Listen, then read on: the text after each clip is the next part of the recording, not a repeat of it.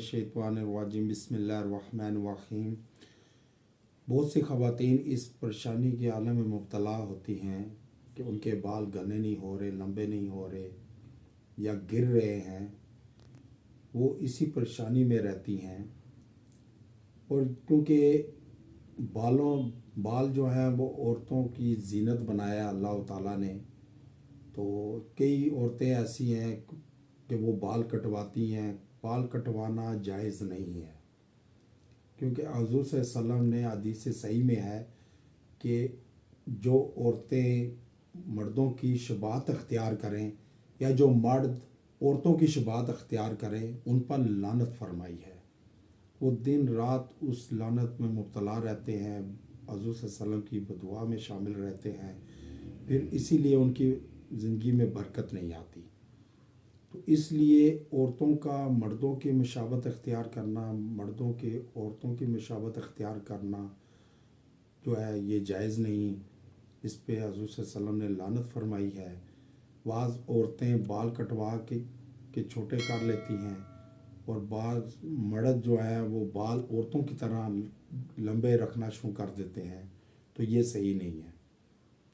और क्योंकि औरतों के अगर आप लेडीज़ औरतें इस नीयत से ये बाल रखें कि जी ये अल्लाह ताला ने ये औरतों की जीनत बनाई है, निशानी बनाई है, औरतों और मर्दों में फ़र्क नुमाया रखा है, तो इस नीयत से आप बाल लंबे करेंगी तो सवाब मिलेगा आपको। उसके लिए एक वजीफ़ा बता रहा हूँ कि अगर आप चाहती हैं कि आपके बाल घने हों, लंबे हों, मज़बूत हों, गिरे ना, तो उसके लिए ये एक वजीफ़ा मुजरब है जो मौलाना अशरफ थानवी रहमहुल्लाह ने अपने मुरीदानों को बताते थे। तो उसके लिए सूरह फातिहा की ये आयत है, इहदिनस सिरातल मुस्तकीम।